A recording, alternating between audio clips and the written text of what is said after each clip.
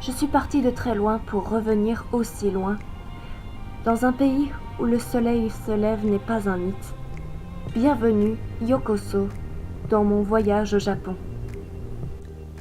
Dans cette toute nouvelle partie, je vais donc vous emmener au temple Kaminarimon du Japon. Je vais également vous emmener à la Skytree, au Pokémon Store et je vais également vous faire voir les beaux sakura fleuris du Japon.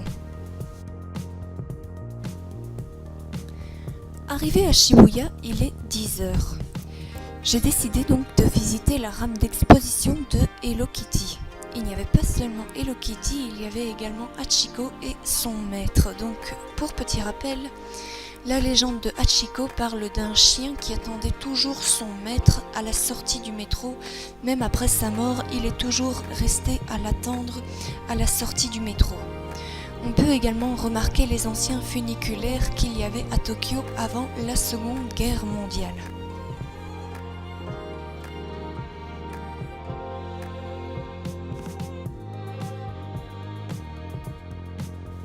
De Shibuya, je prends la ligne de métro pour aller à Asakusa. Dès ma sortie, j'aperçois la Skytree, la tour la plus haute du Japon. En me retournant, je vis l'entrée de la station qui est très traditionnelle. Donc voilà, ça m'a vraiment un peu surpris même. J'ai beaucoup apprécié cette entrée, cette sortie, enfin cette débouchure. Donc voilà. Continuant mon chemin, je vais tout droit vers la Skytree.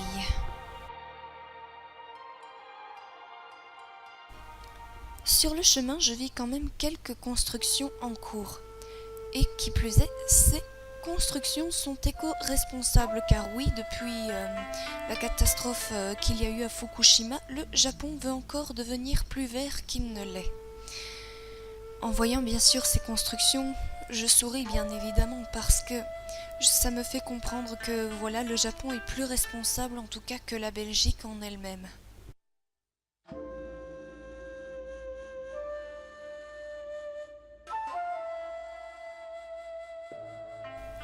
Bien que dans la capitale de Tokyo, le sakura avait terminé sa floraison, eh bien au pied de la Skytree, celui qui était encore en fleurs m'a complètement émerveillée.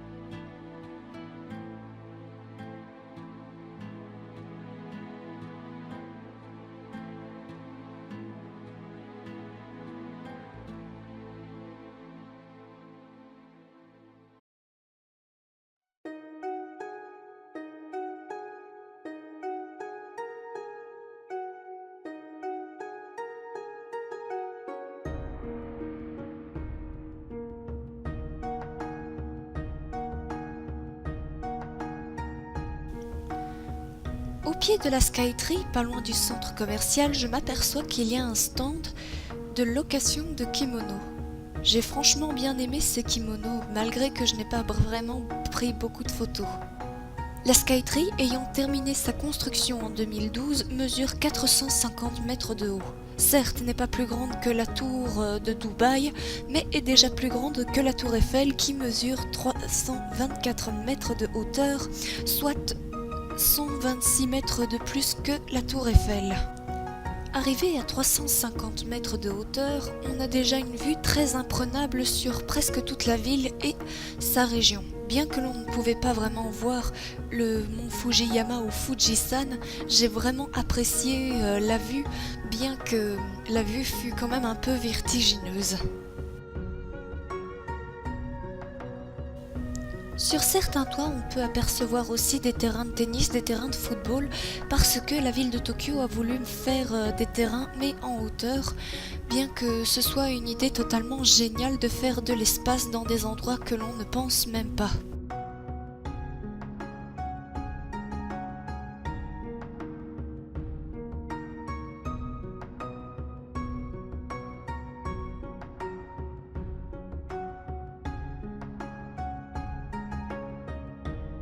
C'est ça ce qui m'a vraiment plu également. Mais il y a aussi un petit restaurant au 350e étage, enfin à 350 mètres de hauteur. Donc j'ai pris un ticket qui valait environ 15 €. Donc voilà, mais sinon pour aller tout en haut, il fallait payer plus de 3000 yens, soit environ 20 € à débourser.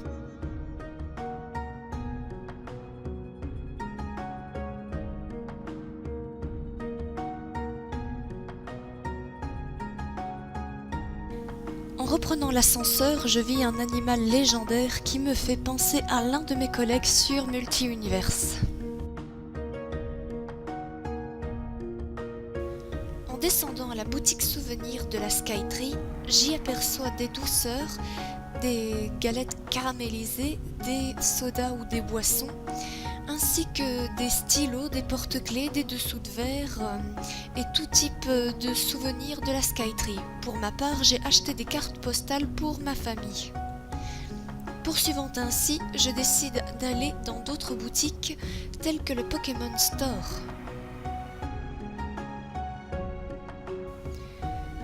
En observant bien la Skytree a résisté à tous les tremblements de terre, même le tremblement de terre de celui de 2011, qui fut impressionnant. Les habitants étaient tous surpris de voir qu'elle tenait toujours debout. Au loin, on peut aussi apercevoir des terrasses, des plaines de jeux et même une petite exposition sur les souvenirs et les boutiques que peut proposer le centre commercial de la Skytree de Tokyo.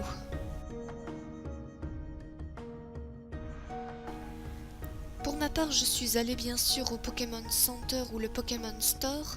Je suis allée également dans la boutique de Hello Kitty, mais j'avoue que j'ai franchement apprécié tout ce que Pop pouvait proposer en termes de souvenirs. Franchement, j'aimais vraiment de tout ce qu'il y avait là-bas. Franchement, il me tarderait d'y retourner un jour.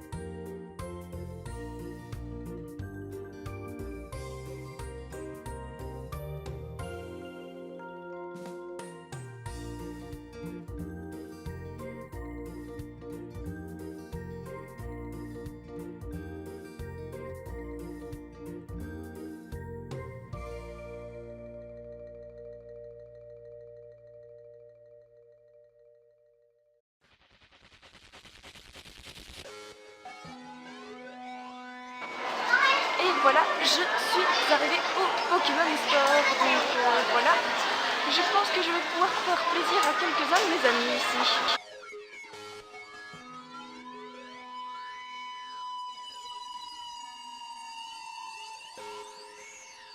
La boutique officielle du Pokémon Store propose tous les produits officiels de Pokémon et bien plus encore que vous ne pouvez imaginer.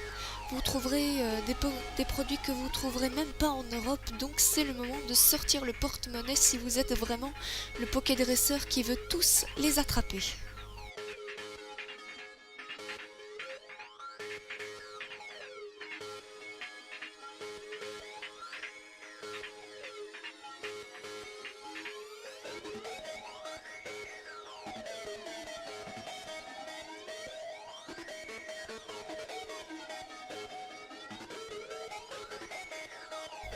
Je parie que vous ne devinerez pas vraiment facilement ce que c'est. Eh bien, ce sont des sucettes. Et oui, ce sont des sucettes en forme d'animaux et de poissons, enfin en forme majoritairement de poissons, mais qui ont été sculptés dans du sucre. Normalement, je ne pouvais pas filmer le sculpteur, ou du moins quand il sculptait ces petits poissons, donc sachez que ce que je vous montre est tout à fait exceptionnel, bien que ce soit légèrement illicite. Donc je vous laisse profiter du spectacle.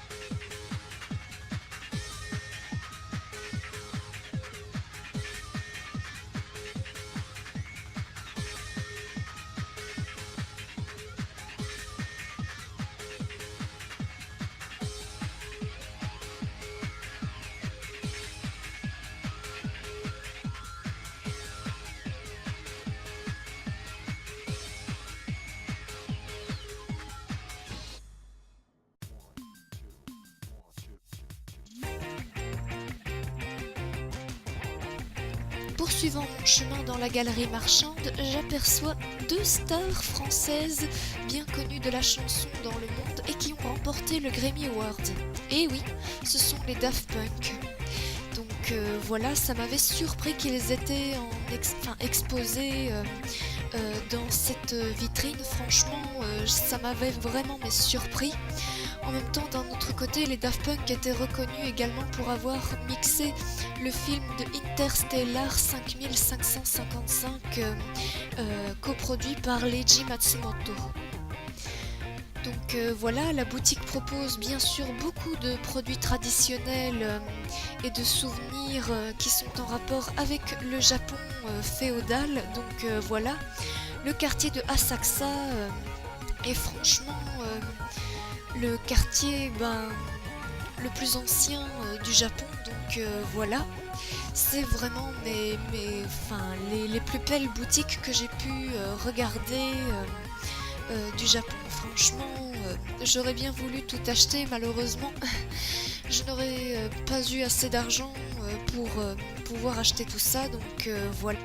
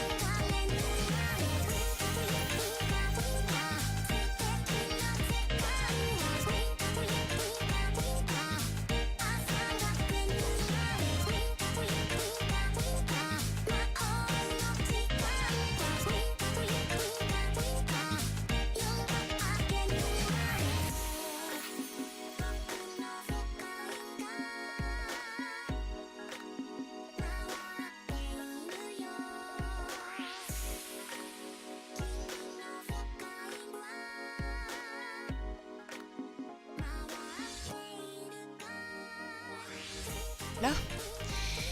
Et entrons donc dans la boutique de Hello Kitty. Donc voilà, les filles grandes comme petites font leurs affaires là-bas.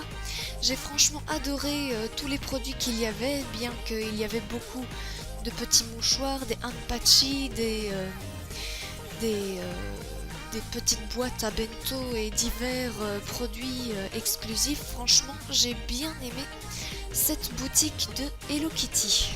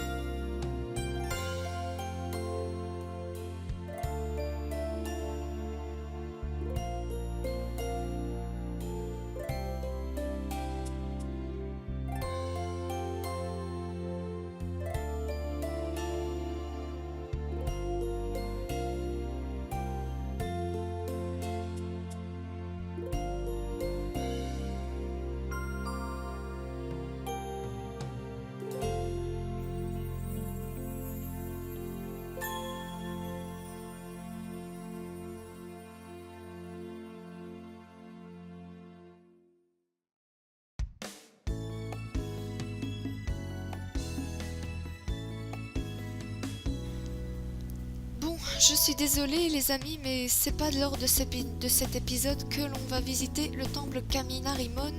Donc je vais vous montrer juste après. Donc il va falloir attendre quelques jours après la sortie de cette vidéo pour pouvoir contempler la vidéo avec le Kaminarimon. Donc je vous dis à très bientôt pour de prochaines vidéos.